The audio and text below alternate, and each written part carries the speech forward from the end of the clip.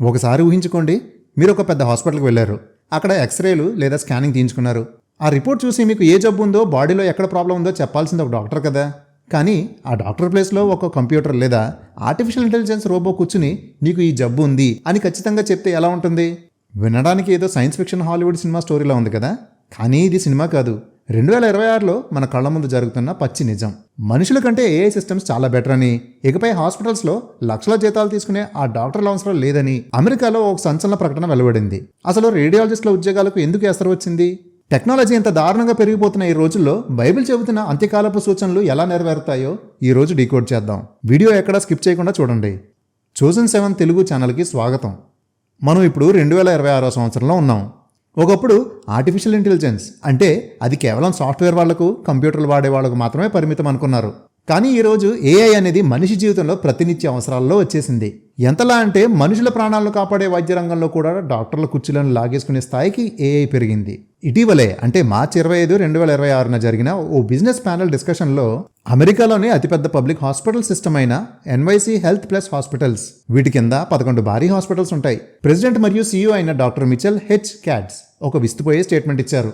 ఆయన ఏమన్నారంటే, ప్రభుత్వ నియమ నిబంధనలు గనక మాకు అనుకూలంగా మారితే ఇప్పుడే ఈ క్షణమే మా హాస్పిటల్స్లో ఉన్న రేడియాలజిస్ట్ డాక్టర్లను తీసేసి వాళ్ళ ప్లేస్లో ఏఐని పెట్టడానికి మేము 100% సిద్ధంగా ఉన్నాం అని కుండ బద్దలు కొట్టారు.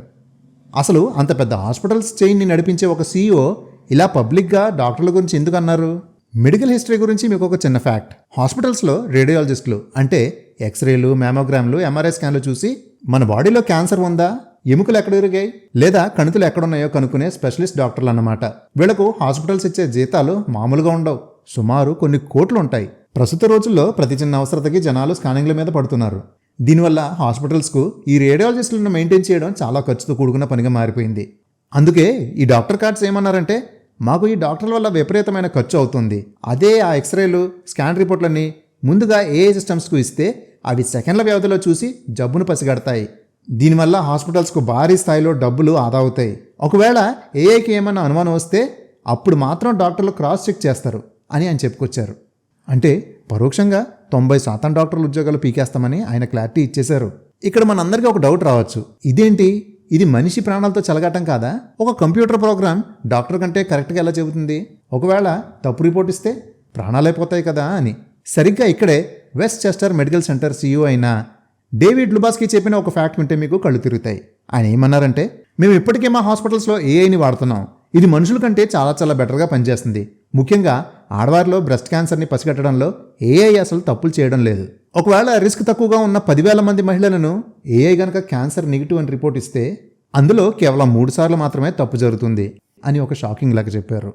అంటే మనుషులైన డాక్టర్లు అలసిపోయి కళ్ళు మసకబారి తప్పులు చేస్తారేమో కానీ ఈ ఆర్టిఫిషియల్ ఇంటెలిజెన్స్ మాత్రం 99.99% ఖచ్చితత్వంతో క్యాన్సర్ని కనిపెట్టేస్తుంది. ప్రస్తుతం అమెరికాలో కేవలం చట్టపరమైన అనుమతులు లేకపోవడం వల్లే ఇది ఆగిపోయింది. రేపో మాపో గవర్నమెంట్ రూల్స్ కూడా మారిపోతే రేడియాలజిస్ట్ అనే పదం చరిత్రలో కలిసిపోయినా ఆశ్చర్యపోవాల్సిన అవసరం లేదు. ప్రియ సహోదరి సహోదరులారా, టెక్నాలజీ ప్రపంచంలో వస్తున్న ఈ మార్పులు చూస్తుంటే మీకేమనిపిస్తుంది? ఒకప్పుడు మనిషి తన సొంత బుద్ధితో, దేవుడిచ్చిన జ్ఞానంతో తోటి మనుషుల ప్రాణాలను కాపాడేవాడు. కానీ ఈరోజు మనిషి తనకంటే తెలివైన ఒక యంత్రాన్ని సృష్టించి తన ప్రాణాలను ఈ యంత్రం చేతిలో పెడుతున్నాడు. మనిషి ఎంత అడ్వాన్స్ అయిపోయాడు, ఎంత గొప్ప యంత్రాలను తయారు చేస్తున్నాడు అని మనం సంబరపడుతున్నాం. 10,000 రిపోర్ట్లు చదివితే అందులో కేవలం 3 తప్పులు మాత్రమే చేసేంత పర్ఫెక్ట్గా మనం ఒక మెషిన్ను తయారు చేసాం. మన బాడీలో ఎక్కడో మూల దాగి ఉన్న ఒక చిన్న క్యాన్సర్ కణాన్ని కూడా ఈ ఏఐ వదలకుండా స్కాన్ చేసి బహిర్గతం చేస్తుంది. కానీ ఇక్కడే మనం ఒక భయంకరమైన సత్యాన్ని ఆత్మీయంగా గ్రహించాలి. మనిషి తయారు చేసిన ఒక చిన్న యంత్రమే నీ దేహంలో ఉన్న ప్రతి అణువును స్కాన్ చేసి దాగి ఉన్న జబ్బును బయటపెట్టగలిగితే మరి నిన్ను, నన్ను, ఈ సృష్టి యావత్తును తయారు చేసిన ఆ దేవుని కళ్ళు మనల్ని ఎంత పర్ఫెక్ట్గా స్పష్టంగా స్కాన్ చేయగలవు ఒక్కసారి ఊహించండి. ఎక్స్రేలు, ఎంఆర్ఐ స్కాన్లు నీ దేహంలో ఉన్న క్యాన్సర్ను మాత్రమే బయటపెట్టగలవు. కానీ నీ హృదయంలో, నీ గుండె లోపల దాగి ఉన్న పాపం అనే క్యాన్సర్ను ఏ ఆర్టిఫిషియల్ ఇంటెలిజెన్స్ కనిపెట్టలేకపోతుంది. హాస్పిటల్కి వెళ్ళి లక్షలు ఖర్చు పెట్టి బాడీని స్కాన్ చేయించుకుంటున్న మనం ఆ దేవుని వాక్యం ముందు కూర్చుని మన హృదయాన్ని స్కాన్ చేసుకుంటున్నామా? పైకి పవిత్రంగా నటిస్తూ లోపల కుళ్ళు, అసూయ, ధనాస, అహంకారంతో బ్రతుకుతున్న మన ఆత్మీయ స్థితి గురించి ఏ మెషిన్ చెప్పగలదు? దేవుడిచ్చిన ఈ కృపాకాలం ముగిసిపోతుంది. ఈరోజు మనం చూస్తున్న ఈ రోబోలు, మనుషుల మీద ఆధారాన్ని తగ్గించేసే ఈ టెక్నాలజీ, ఇవన్నీ బైబిల్ చెబుతున్న కడవరి దినాలకు నిశ్చయ సూచనలు. మనిషి తన జ్ఞానం మీద ఆధారపడి దేవుణ్ణి మర్చిపోతున్నాడు. కానీ బైబిల్ గ్రంథం చాలా స్పష్టంగా, గంభీరంగా ఘోషిస్తుంది, ఆయన రాబోతున్నాడు.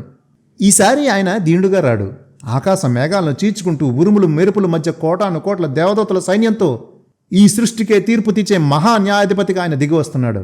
ఆ రోజున ప్రతి నేత్రం ఆయనను చూస్తుంది.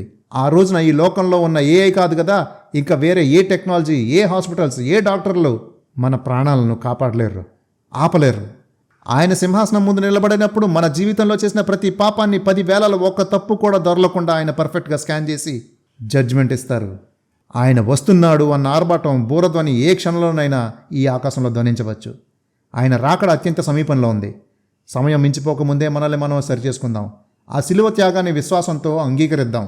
ఆ ద్వితీయ కుమారుని పవిత్రమైన రక్తం మన హృదయంలో ఉన్న పాపాన్ని కడిగి పరిశుద్ధులను చేయడానికి ఇప్పటికీ సిద్ధంగా ఉంది. మేఘాల మీద ఆయన వచ్చే ఆ మహాగడియ కోసం మన హృదయాలను, మన కుటుంబాలను ఆత్మీయంగా పవిత్రంగా సిద్ధపరచుకుందాం. ఈ టెక్నాలజీ అప్డేట్, ఈ ఆత్మీయ వాస్తవాలు మీ హృదయాన్ని తాకితే దయచేసి కింద కామెంట్లో మీ అభిప్రాయాన్ని పంచుకోండి. ఈ సత్యాన్ని మీ బంధుమిత్రులకు ఖచ్చితంగా షేర్ చేసి ఆయన రాకడకు అందరినీ సిద్ధపరుద్దాం. మరిన్ని ఇలాంటి బైబిల్ మిస్టరీస్, అంత్యకాల సూచనల కోసం మన చోజన్ 7 తెలుగు ఛానల్ని ఇప్పుడే సబ్స్క్రైబ్ చేసుకోండి. దేవుడు మిమ్మల్ని, మీ కుటుంబాన్ని తన కృపలో భద్రపరచునుగాక. Jesus is coming soon. ఈ అంత్య దినాలలో మనకు సిద్ధపాటును కలగజేసే అనేక విషయాలను ఈ బుక్లో పొందుపరిచాం. స్క్రీన్ మీద కనిపిస్తున్న నంబర్కి ఇప్పుడే వాట్సాప్ చేయడం ద్వారా మీరు ఈ బుక్ని ఆర్డర్ చేసుకోవచ్చు. Jesus coming soon, so be prepared. మేఘమామనునై వచ్చుచున్నాను, రాజాగే రాజు మహిమాన్వితుడే, మేఘమామనునై వచ్చుచున్నాను.